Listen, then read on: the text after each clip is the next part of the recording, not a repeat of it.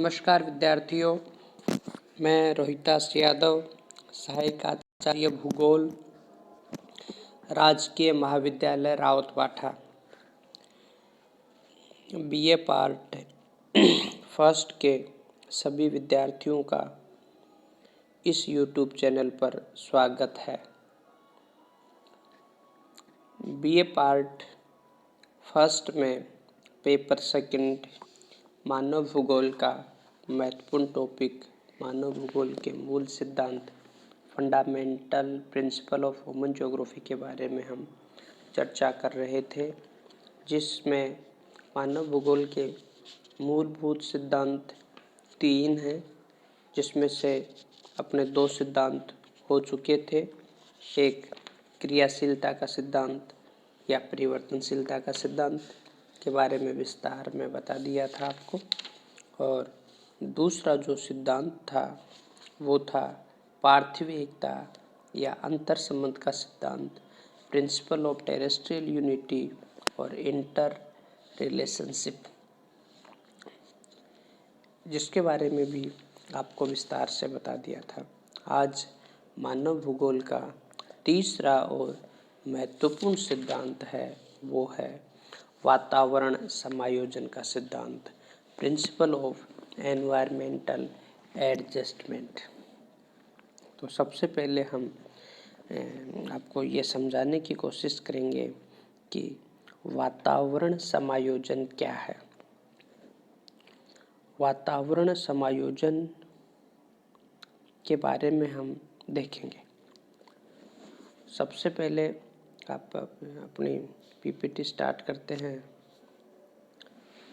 मनुष्य सांस्कृतिक एवं प्राकृतिक वातावरण के विभिन्न तत्वों के द्वारा प्रभावित होने के साथ साथ अपनी बुद्धि, कौशल, तकनीकी ज्ञान के आधार पर इन कारकों के साथ अनुकूलन करता है तथा कठिन परिस्थितियों को अपने जीवन निर्वाह के अनुसार रूपांतरित करने की चेष्टा करता है। तो मानव के द्वारा की गई इन 2 क्रियाओं को ही वातावरण समायोजन कहते हैं, अर्थात मानव के द्वारा स्वयं में किया गया परिवर्तन अनुकूलन और वातावरण में किया गया परिवर्तन रूपांतरण कहलाता है, और अनुकूलन और रूपांतरण की प्रक्रिया को संयुक्त रूप से वातावरण समायोजन कहते हैं। तो मनुष्य कुछ परिवर्तन अपने स्वयं में और कुछ परिवर्तन वातावरण में करके वातावरण के साथ एडजस्ट होता है, एडजस्टमेंट करता है। यही प्रोसेस एनवायरमेंटल एडजस्टमेंट कहलाता है, वातावरण समायोजन कहलाता है। अब मानव वातावरण समायोजन कैसे करता है, किस रूप में करता है, और उसके और कौन कौन से रूप हैं जिनके द्वारा मनुष्य वातावरण के साथ समायोजित होता है, इसके बारे में हम आगे एक चार्ट के द्वारा इसको हम समझते हैं। आप स्क्रीन पे ये चार्ट देख रहे हैं एनवायरमेंट एडजस्टमेंट का, वातावरण समायोजन का। वातावरण समायोजन करने की 2 विधियां हैं, 2 प्रोसेस हैं, 2 क्रियाएं हैं। एक है अडप्टेशन अर्थात अनुकूलन, जब मानव या पृथ्वी का कोई जीव स्वयं में कुछ परिवर्तन करके वातावरण के अनुसार ढल जाता है, तो वह उस प्राणी के लिए, उस जीव के लिए अनुकूलन की क्रिया कहलाती है, अडप्टेशन कहलाता है। अब इसको हम एक उदाहरण से समझ सकते हैं।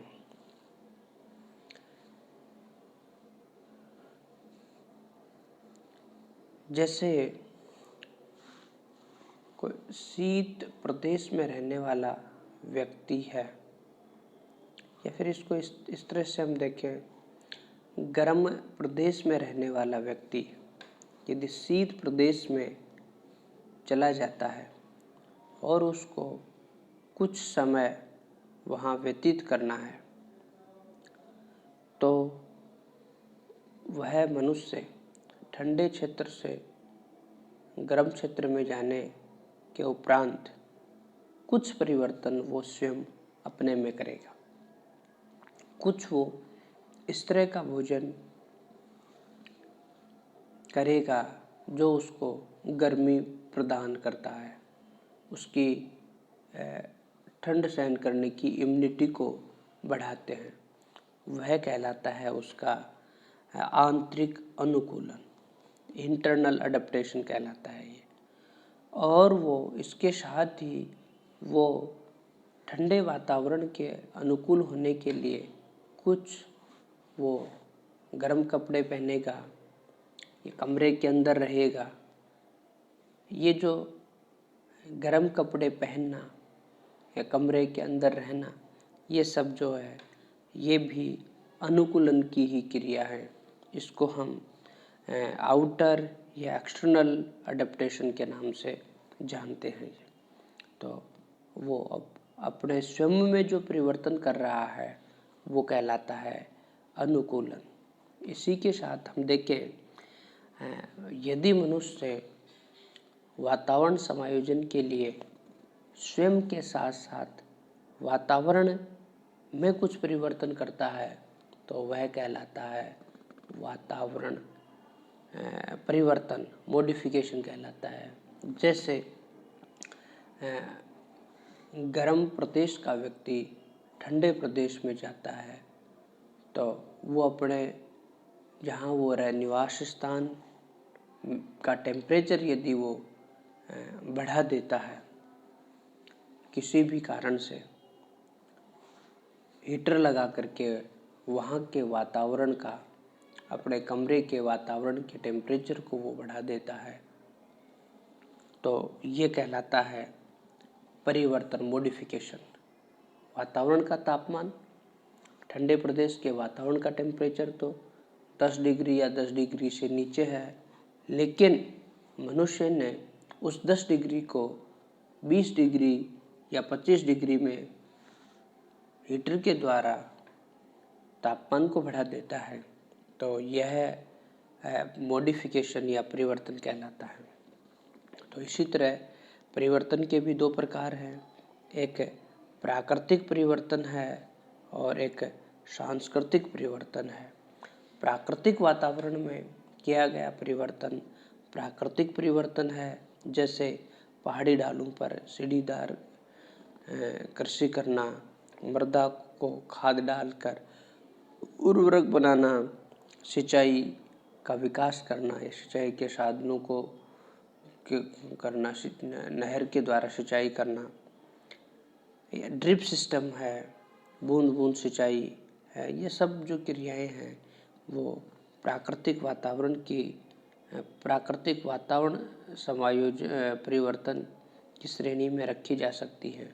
दूसरा है सांस्कृतिक वातावरण में यदि कोई परिवर्तन किया जाता है तो उसे हम मॉडिफिकेशन इन कल्चरल एनवायरनमेंट कहते हैं। जैसे अपने भाषा में परिवर्तन है, संस्कृति में परिवर्तन है, रहन सहन, खान पीन आदि में यदि बदलाव करता है तो ये कहलाता है सांस्कृतिक वातावरण में परिवर्तन।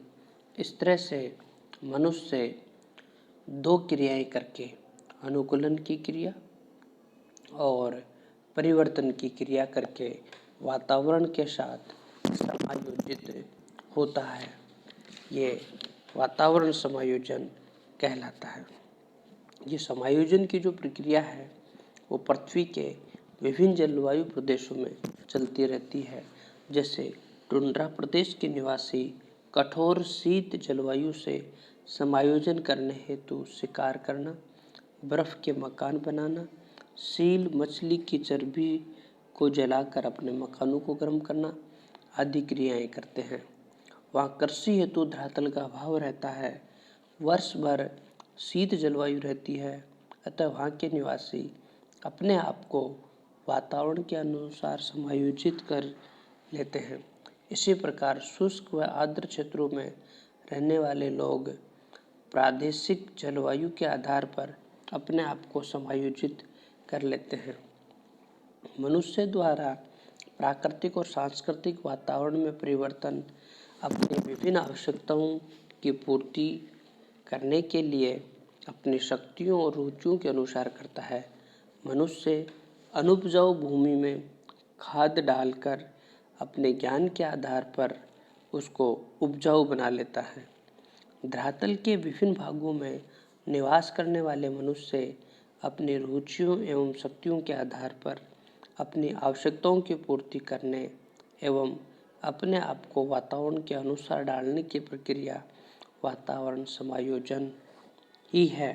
प्रत्येक क्षेत्र के मनुष्य दूसरे क्षेत्र के साथ भी समायोजन करने का प्रयास करते रहते हैं। इस तरह से हम कह सकते हैं कि ये समायोजन का जो सिद्धांत है, वातावरण समायोजन का सिद्धांत है, ये प्रादेशिक है। अलग अलग प्रदेशों में अलग अलग तरह से समायोजन किया जाता है। समायोजन की प्रक्रिया भी क्षण प्रतिक्षण चलती रहती है, ये भी क्रियाशील है। तो इस तरह से हम कह सकते हैं कि मानव के द्वारा अपने स्वयं में और कुछ परिवर्तन स्वयं में और कुछ परिवर्तन वातावरण में करके मनुष्य उस वातावरण के अनुसार ढल जाता है। यही वातावरण समायोजन कहलाता है। धन्यवाद विद्यार्थियों।